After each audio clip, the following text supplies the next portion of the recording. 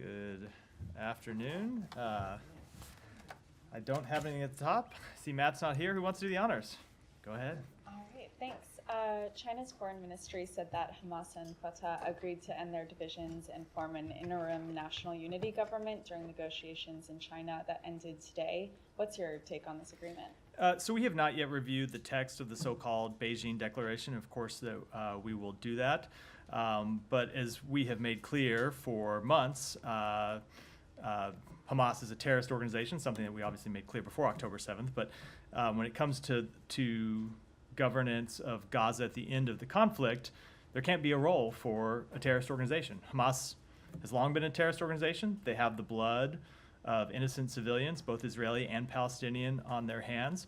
And so when you look at the post-conflict governance of Gaza, we do see, as we have made clear, we want to see the Palestinian Authority governing a unified Gaza and the West Bank, but no, we do not support a role for Hamas.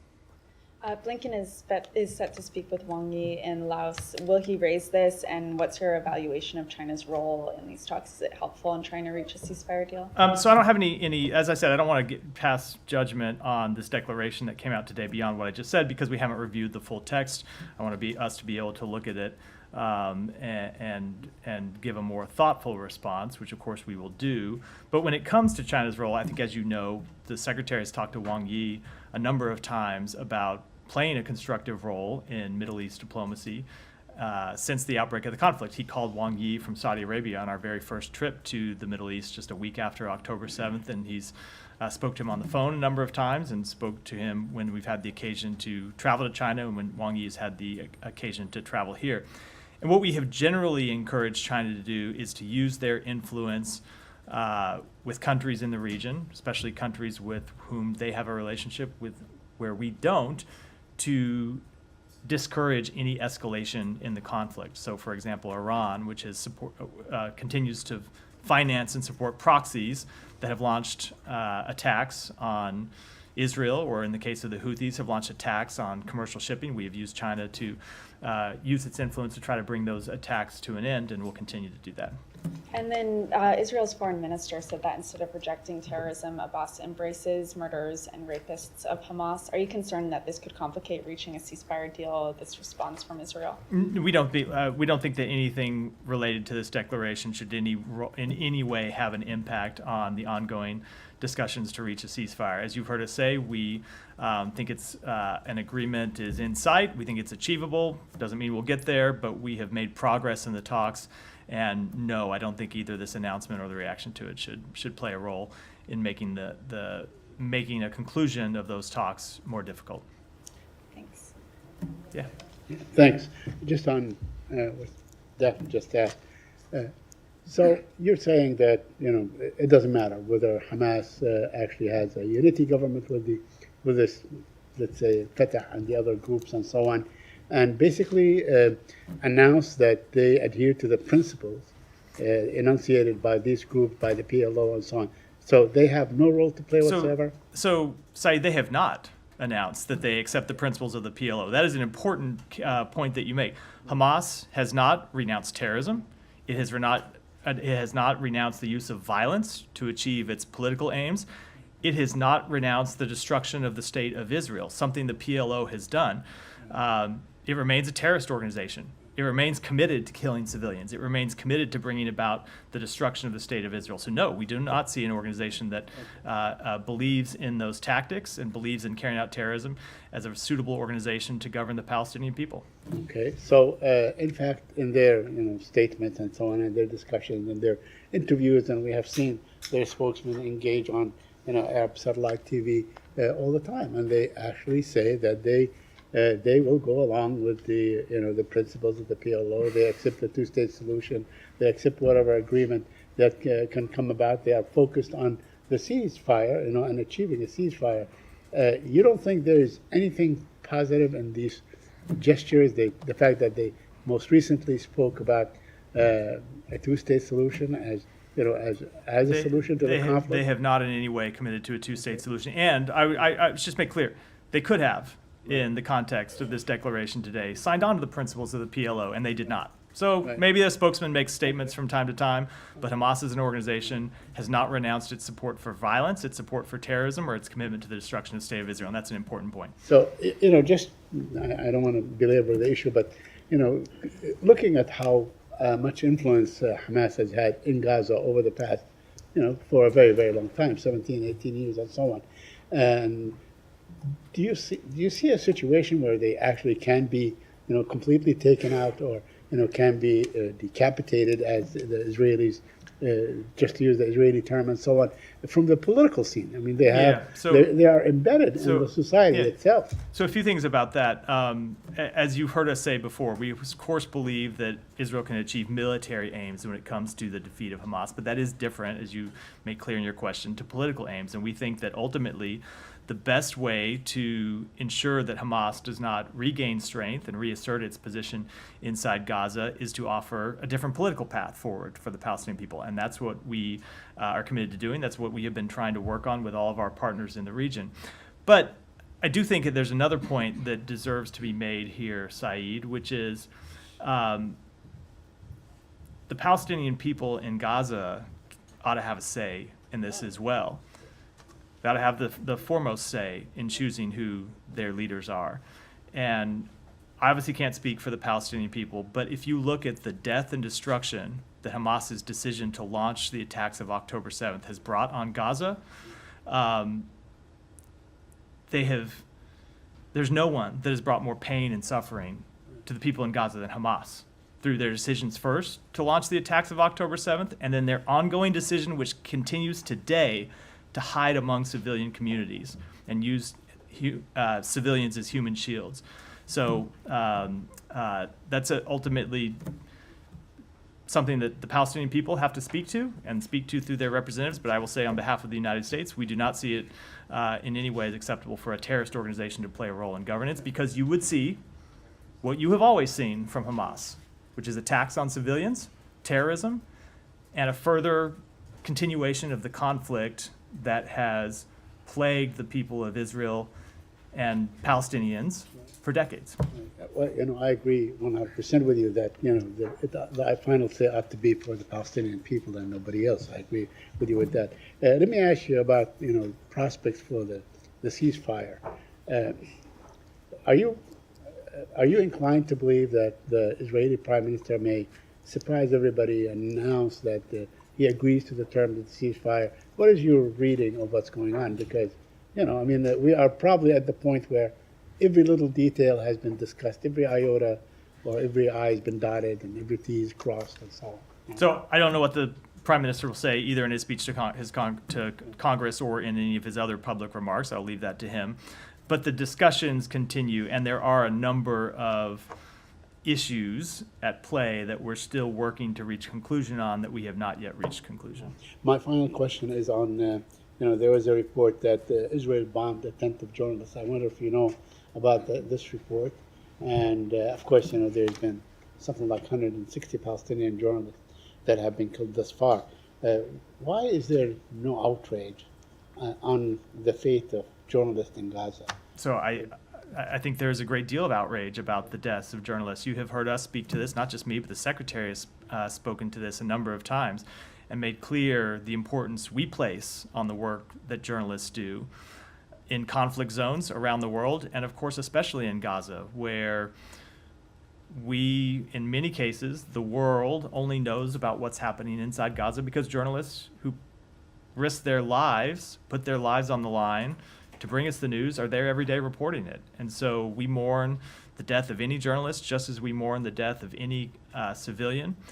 And it is why, again, we are working so hard to try to reach a ceasefire. It's why the president has put his own political muscle behind this. It's why the secretary has worked on it. It's why others in the administration have worked on it, because we believe ultimately the only way to stop the suffering of civilians, all civilians in Gaza, journalists, others who, other aid workers, others who do important work, as well as just people trying to go about their lives. The only way to alleviate that suffering in the daily death toll is to reach a ceasefire. Thank you. Yeah. Thank you. Republicans are criticizing Vice President Harris for not attending or not planning to attend Israeli Prime Minister Netanyahu's speech to a joint meeting of Congress tomorrow. She'll be campaigning in the Midwest, but Republicans say she's boycotting the speech. Of course, there's also no public meeting right now between Secretary Blinken and Netanyahu. Can you say if this is a boycott or if there are any concerns on behalf of the administration about the optics of meeting with Netanyahu publicly? So Republicans are going to say what Republicans are going to say. I don't spend much time worrying about that, nor do I spend much time worried about optics. I worry about substance and reality. And the reality is the vice president's office has made clear that she had a pre-scheduled trip before the prime minister announced this date, which is a date he decided in consultation with Congress, not with the administration. So she had pre-announced travel. And I would just ask, what is more important, being there for a speech or meeting with the prime minister and talking about how we can work together to address our concerns? I would posit that a meeting is more important. Have Israeli officials reached out with any concerns? This is the first time this has happened, the vice president not attending a speech before a joint meeting of Congress in over 3 decades, I believe. Not that I'm aware of. Would Yeah. there be any meetings with other members of the delegation that will come with Netanyahu? I don't know who's accompanying him, but let's say at the State Department. I don't have anything to announce, but typically when you have a head of state or head of government meeting to the United States, there are always meetings that happen on the sidelines of that visit, and I would expect that to be the case here. Yeah. Thank you, Matt. Switching the topic, can you give us a sense of where things stand in terms of implementation of the Repo Act after yesterday's presidential memorandum, which passes some of the authorities to the Secretary of State and the Yeah, Treasury? we are working hard on it here at the State Department. There are other agencies, the Treasury Department, who have pieces that they have to implement as well. I don't have details to announce today, but we're working very hard to execute the details and execute the responsibilities delegated to us by the President. Do you have a timetable? Like, No. There's election, all this, we have as quickly presidential- as quickly as possible. There's important work we have to do, and we want to get that work done as quickly as possible. We want to get it right and be thorough. Japan decided to pass $3 billion from proceeds from frozen Russian assets. Do you support that decision? Of course we do. Moving to Ukraine, Ukrainian foreign minister is in Beijing today. Do you hold any hope in terms of any behavior change when it comes to China's supporting Russia in Ukraine? So I'm not going to make any assessments about what might happen or try to gauge expectations of what might happen, but I do think it's important that China hear directly from Ukraine about the toll that Ukraine has suffered through Russia's war of aggression, which we know China is doing a great deal to fuel through their support for reconstituting Russia's defense industrial base. We have always made clear that it is important that every country in the world recognize that in this conflict, there's an aggressor and there's a victim.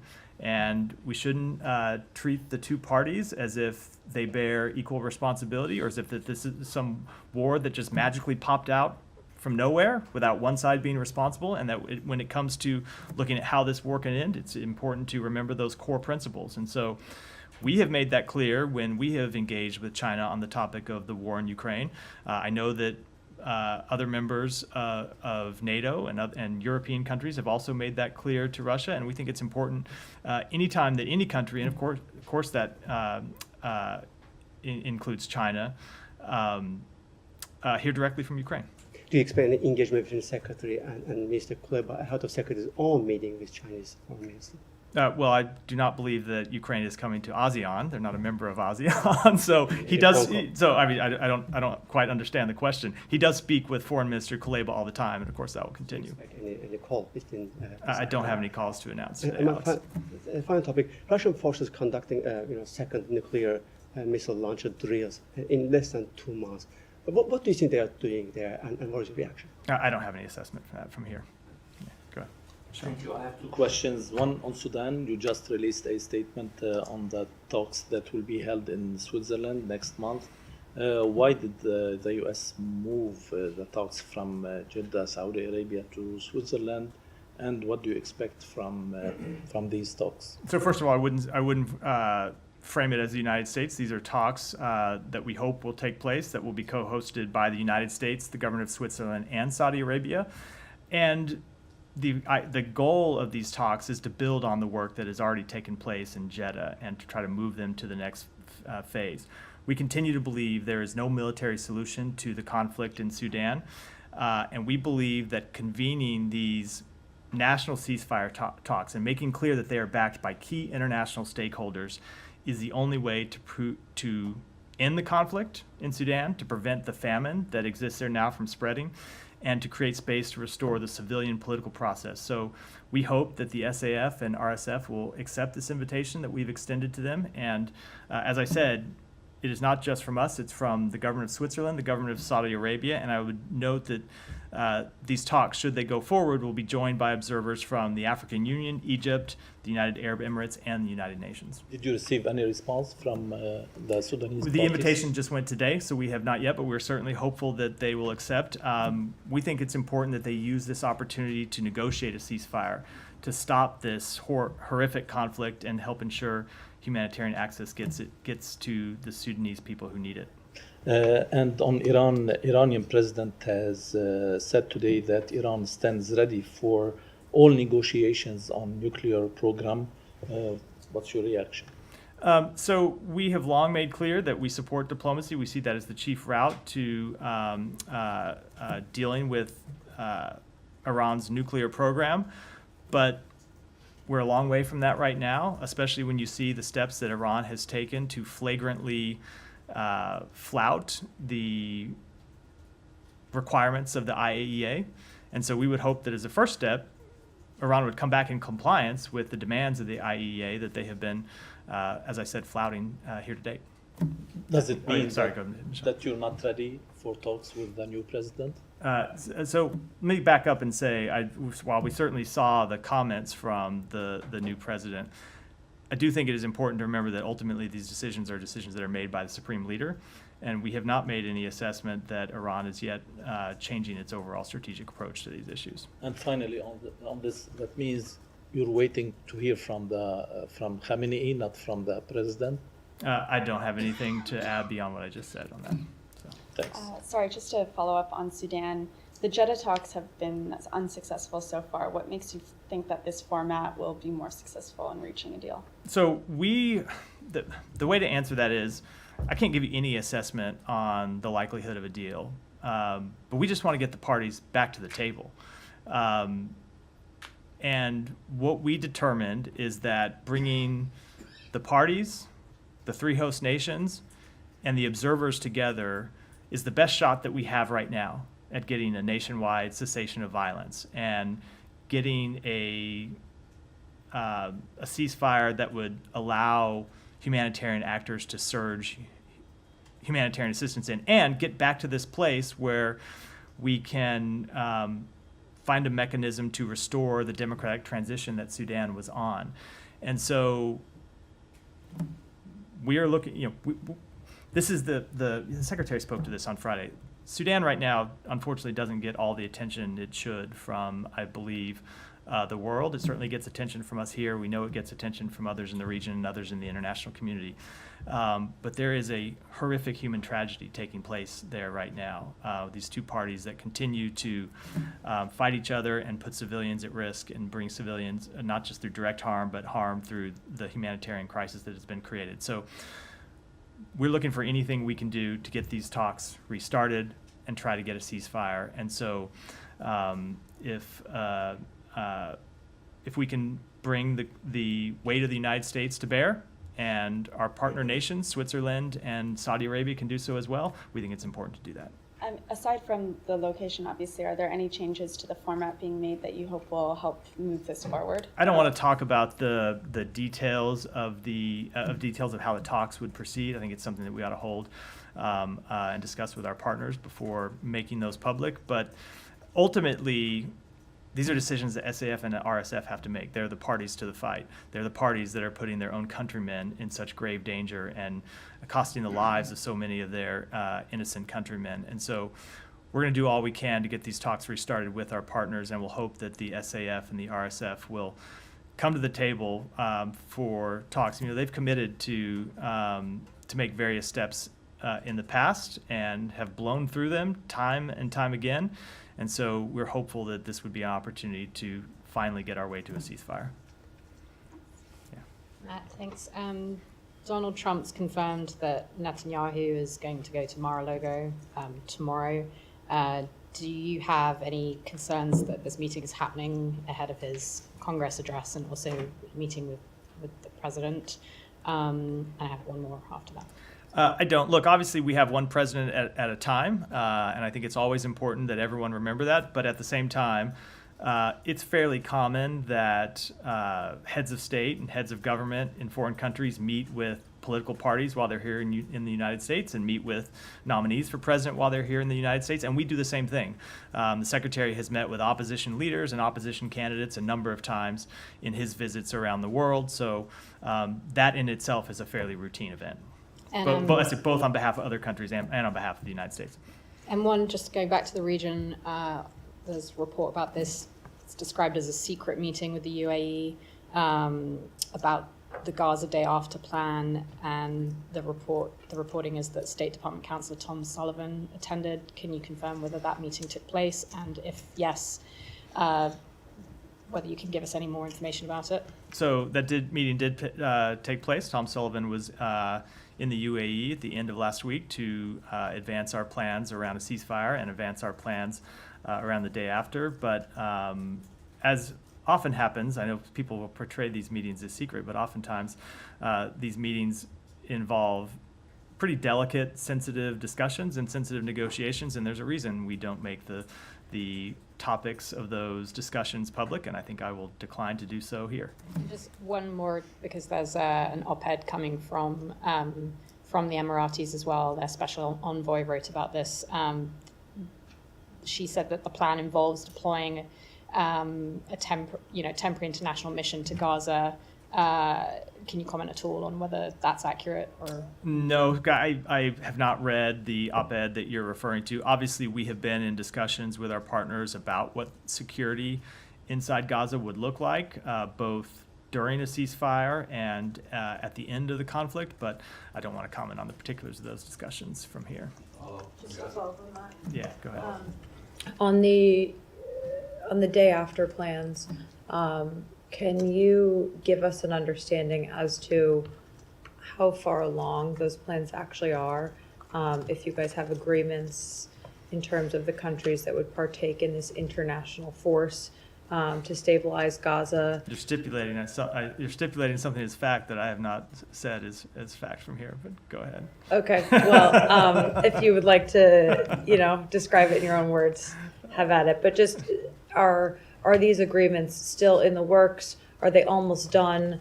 Are they ready to roll out, day 2 after a ceasefire? Just give us an understanding of where that stands. So it really does vary when you look at at different aspects of what's required for Gaza.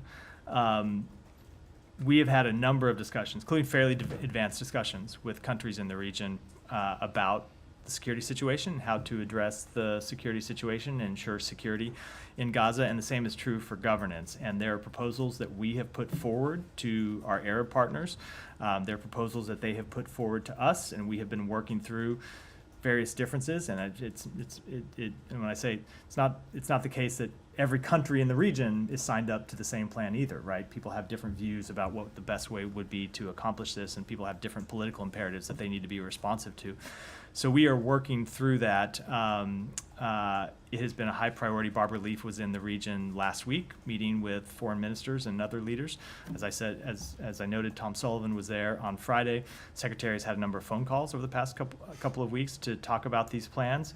And I don't want to put a timetable on them, other than to say it is critical that the work move forward, and that's what we are working to do.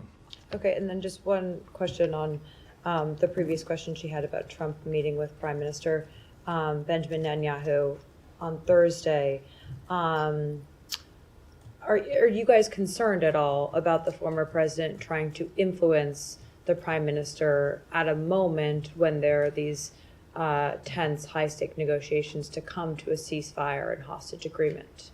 I don't know what the former president will do, just as I don't know what any private citizen will do in a meeting with the prime minister or other officials with the government of Israel or any government. I would just say, speaking generally, that we would hope every American would.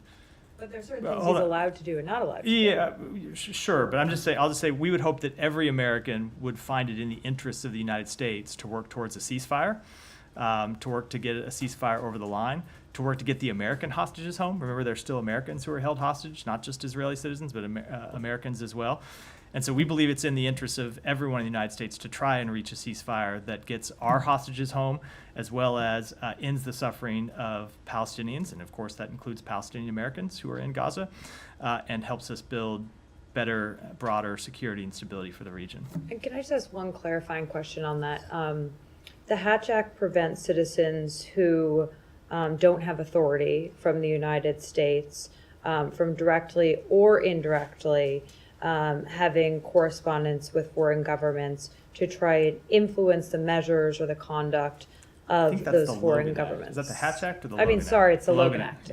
Yeah. I'm thinking my old Hatch Act. DOJ hat on here. Yes. I remember you. little bits and pieces of it crawling around back here somewhere. How would you guys know if the Logan Act was violated here, given you're not going to have any U.S. official in these meetings? Maybe you have a plan for getting a readout. Can you just explain to us how you know? I think when it comes to any question about enforcement of U.S. law, I would defer entirely to the Justice Department. I don't think it's appropriate for me to comment in any way. Okay.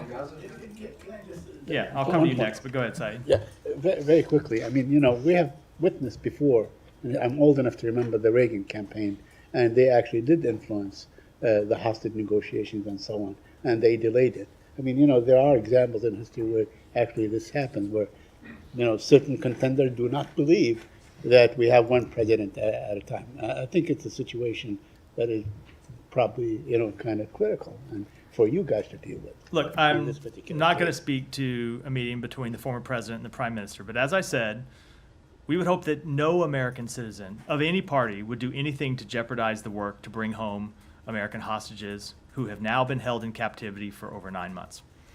Go ahead. Thank you. On the topic of presidents, with President Biden being done in 6 months, does the administration, thereby extension, the State Department, Antony Blinken, are they at risk of losing any leverage of ending the war in Gaza or in freeing the hostages? So the president is the president and brings in his conversations the full weight and authority and credibility and influence of the United States. And that has not changed, and that is not going to change as long as he's president, and the same goes for the Secretary of State. And so when we have conversations with foreign governments, we always make clear our position and the things that we are willing to do to stand by our position, and that will be the case. If I may, if you'll indulge me, please, on Nicaragua, I know it's totally separate, but can I? Yeah. Okay, thank you. Religious freedom in Nicaragua, a couple questions. USCIRF, I'm sure you're familiar with it, the U.S. Commission on International Religious Freedom. They say religious freedom conditions in Nicaragua are getting worse, deteriorating. In fact, USCIRF is holding a virtual hearing tomorrow to discuss the situation in Nicaragua, religious freedom. First question, will the State Department be in attendance at that virtual meeting? I don't know the answer to that. I'm happy to check and get back to you. Two, USCIRF said recently, quote, Nicaragua's government continues to repress the Catholic Church for its human rights advocacy by arbitrarily arresting, imprisoning, and exiling clergy and lay people and shuttering and seizing the property of Catholic charitable and educational organizations. In fact, just recently, Ortega shut down Radio Maria, Nicaragua. That all said, what more can the U.S. do right now, this moment, to help those in Nicaragua being persecuted for their faith? So you have seen us on a number of occasions speak out about the persecution of religious figures in Nicaragua and call for the release of religious figures, and we will continue to do that. Do you see is Ortega listening? I will say that it's not just something that we speak out on, but that we work with our partners in the region to accomplish. It is a high priority for us, the exercise of freedom of religion, both in Nicaragua and all around the world. Thank you. Thank you, Matt. Today, Secretary Blinken met with the Yazidi society leaders here at the State Department. And the Yazidi communities, since 10 years ago when they faced the genocide, they are they never been so vulnerable as they are now. Unable to go back to their homes, and also they are living in a dire situation in IDP camps in the Kurdistan region. The so-called Shingal Agreement has not and no longer been implemented. What's the U.S. firm position on the Yazidi situation in the region and also the Shingal Agreement? Do you still have the faith in that agreement? So we do believe that the Sinjar Agreement was an important start for supporting those targeted in the 2014 genocide committed by ISIS. But as you note, the agreement has not yet been fully implemented, which must be done in partnership with local communities, including the Yazidis. We continue to encourage the government of Iraq and the Kurdistan regional government to implement the tenets of the Sinjar Agreement, including security, governance, and reconstruction in Sinjar. The upcoming 10th anniversary of the ISIS genocide represents an important moment to demonstrate meaningful progress, and that's what the Secretary discussed with those with whom he met today. And I think you know that the Shingal is a disputed area between two governments, Erbil and Baghdad, and there are several militia groups have control over the area. And this has political infighting has prevented the reconstruction of the city. So what roles the U.S. can play in bringing the situation to an end and also give a relief to the Yazidi communities? So for protection for vulnerable ethnic and religious communities in Iraq has always been a priority for the State Department. Since 2018, the United States has provided over $500 million in assistance to religious and ethnic minority communities that were targeted for genocide. We provide a significant amount of U.S. humanitarian assistance on the basis of need, regardless of ethnic or religious affiliation, in addition. And we continue to advocate for the security of Sinjar to be in the hands of federal police and Iraqi security forces, including the local police force established under the Sinjar Agreement. Yeah. Thank you, sir. Israeli Prime Minister Netanyahu is here, and there's a big protest planned for tomorrow outside the Capitol Hill. At the same time... Outside which building? Hill. The State Department? Yeah. Hill, not the State Department. Oh, the Hill. The Hill, yeah. At the same time, there are large groups expected in favor of Netanyahu also. The local media reports that there is a possibility of clash and disturbance on the streets of DC tomorrow.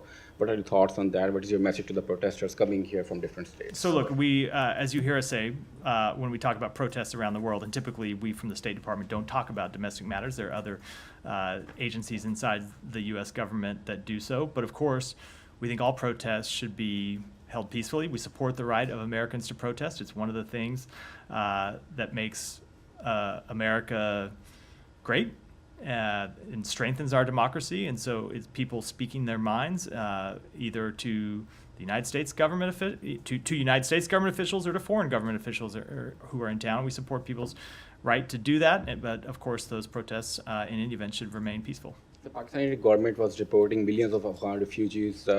But on the intervention of UN and United States, Pakistani government extended their stay for one more year. What are your thoughts on this decision, and what is your comment on the situation of Afghan refugees in Pakistan? Let me take that back and get you an answer. So one last question, yeah. If I may. So Pakistani, on the directions of Pakistani government, the police raided the offices of a political party and arrested the spokesperson. They're also trying to ban this political party. You spoke about it last week, but what is your reaction on the raids on the offices of the political party and arrest of their spokesperson? So we have seen the reports of the arrests of PTI leaders. We are always concerned when we see arrests of opposition leaders. I'm always personally concerned when I see the arrest of a spokesperson. We support the peaceful upholding of constitutional and democratic principles, including the rule of law, equal justice under the law, and respect for human rights like freedom of expression and freedom of peaceful assembly, and we urge that these principles be respected in accordance with Pakistan's constitution and laws. Go ahead. Yeah. Thank you, Mr. Matt. Thank you, everyone, and good afternoon, each and everyone who are sitting here. My name is Nirunira. I'm from Bangladesh, and I'm proud Bangladeshi American living in this country last 24 years. I live in New York. I come here to talk one thing, the running president in my country, what he is doing, the way we speak every time thousands of students are killing, and especially women students, they got raped, killed under that prime minister we call illegal, which is true, he is illegal, unelected Prime Minister Hasina Sheikh, what he is doing in my country right now. It's my concern. I know that concern of USA and always we believe is superpower. And I live in this country, and what I say, what I can help from you for my country, Bangladesh. I want to see my country, Bangladesh, live, and everything is smooth. Thank you. So we continue to closely follow developments in Bangladesh and call for calm and de-escalation. And as I said yesterday, we condemn any acts of violence, whether they be acts of violence committed against peaceful protesters or they be acts of violence committed by people who are protesting the actions of the government. We support peaceful assembly, we support peaceful protests, but in all cases, they ought to be carried out peacefully, and the government should refrain from acts of violence against peaceful protesters. But I would say that when it comes to Bangladesh, we also remain deeply concerned by reports of ongoing telecommunications disruptions across the country, which limit the ability of people in Bangladesh, including American citizens there, to access critical information. That's something we have spoken out against in other countries, and we speak out against it when it comes to Bangladesh as well, and we'll continue to make those concerns known. Follow up on Bangladesh. Yeah. Yesterday, I informed you that there's thousands of people are getting killed under the direction of Hasina Sheikh, the illegal Prime Minister of Bangladesh. Last night, I learned the tank and vehicle with the logo of United Nations are being used, and they're firing from those UN carrying logo vehicle and killing innocent students. Also, there's a helicopter on the sky, they're also killing innocent civilians. It's like country is going into a civil war, number one. And number two, some public figure named Nurul Haq, the president of Gano Adhikar Porishad, and there is another leader, Tarek Rahman, then another leader, Junaid Saki, then another leader, Abu Adnan Toha. Everyone is getting kidnapped by the government forces, and they're taking advantage because there is no internet, there is no telephone communication, and Prime Minister is sitting down at Gano Bhavan and directing police, army, RAB, and other law enforcement agencies just keep killing because world cannot watch what is going on. I know Europe satellite and American satellite cannot take the picture because there is no internet. And I have third question, if you allow me. America is the proponent of democracy and institutes of democracy in all over the world. We respect that. But under the direction of General Asif Munir of Pakistan and the Chief Justice of Faiz Issa, they are destroying every single democratic institution in Pakistan. There is no reflection of the people's choice in Pakistan. Do you think America, other than showing concern and expect something, do you think that country is on the right direction? So I think that what we as the United States have always done, and I should say what we have always done when we are at our best, is to speak out for democratic values around the world and make sure that, and make clear that countries are strongest when they uphold democratic values, countries anywhere in the world, and that's what we're going to continue to do. That's our greatest strength, and it's what will continue to guide our approach. Do you think Hasina Sheikh and the authorities in Pakistan, they are listening what American and European governments are asking them to do? So we will continue to make our priorities clear. We will continue to make our values clear. Does every country in the United States or in the world do exactly what the United States or any country in Europe or any other country around the world thinks they ought to do or thinks how they ought to handle every situation? Of course not. Sovereign countries make their own decisions. They always have. They always will. What we can do is impress upon countries what we believe are the right way to approach questions of fundamental freedom, questions of democratic values, questions of human rights, and bring all the influence we can to bear to urge them along that path, and that's what we'll continue to do. Would you like to make a comment that they're using United Nations logo on a Humvees and tank, and they're firing from that vehicle into the civilian, and thousands of people are getting killed? Why they're using United Nations logo? So I'm not aware of that specific report. You should address that to the United Nations, I would think, but I would say, as I have made clear, we condemn any violence against peaceful protests. Protesters should be allowed to carry out their fundamental freedom of expression, their fundamental freedom of speech. And at the same time, we urge that all protests be peaceful. Thank you. Yeah. Thank you, Matthew. On a different topic, how would you describe Secretary Blinken's relationship with Vice President Harris? He has an extremely close working relationship with the Vice President. He's actually known her for more than 10 years, worked with her before. She became Vice President before he became Secretary of State.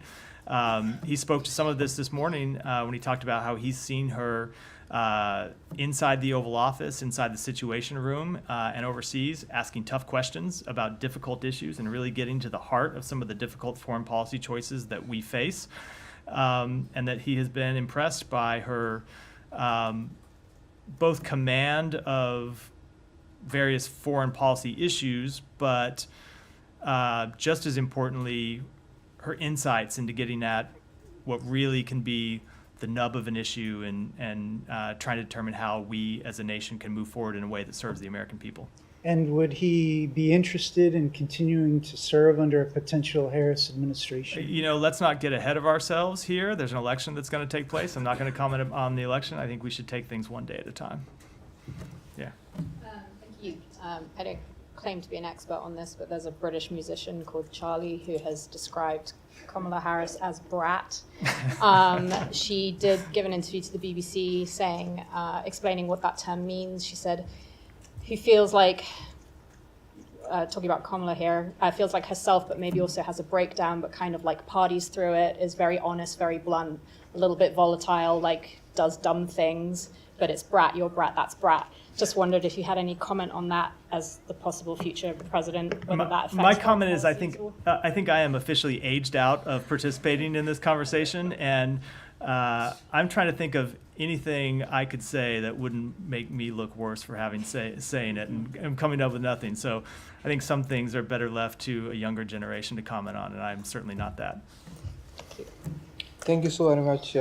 I'm not sure if someone already asked about this, but it's about the U.S. troops withdrawal from the Iraq, as number of media reports suggest that Iraqi officials, Iraqi government, they want complete withdrawal of U.S. forces, and we have seen months before U.S. hosted top Iraqi officials regarding this. So the question is, with this intense and panic situation in Middle East, U.S. is ready to do for this, and there is specific quantity, specific numbers U.S. have to keep there with this withdrawal process. So I would refer you to the Department of Defense to comment on that in detail, but as we've said before, we are committed to the Higher Military Commission, which is a process that is taking place in Baghdad to determine how and when the coalition's military mission will transition. We've spoken to this before, and nothing has changed. Secondly, the Pakistani recent military spokesperson highlighted three things I asked before, and my senior colleague, Mr. Afridi, asked many times. That is regarding the digital terrorism that Pakistani military spokesperson is mentioning again and again, and that is all about all those vocals who are supporting Imran Khan and its party narrative and all that. Secondly, he highlighted the number of operations Pakistani military is doing per day in 24 hours. That is between hundreds, 60 to 80 operations he mentioned.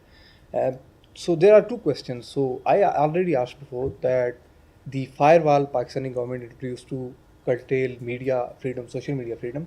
And secondly, the Pakistani officials, the security officials, they are again hinting more US military assistance or something like that. So you have anything So on with that? respect to the first question, as I've spoken to with respect to other countries, we support media freedom in Pakistan, just as we support it around the world. And with the second, I don't have any announcements to make today. With that, I think we'll wrap for today. Thanks, everyone.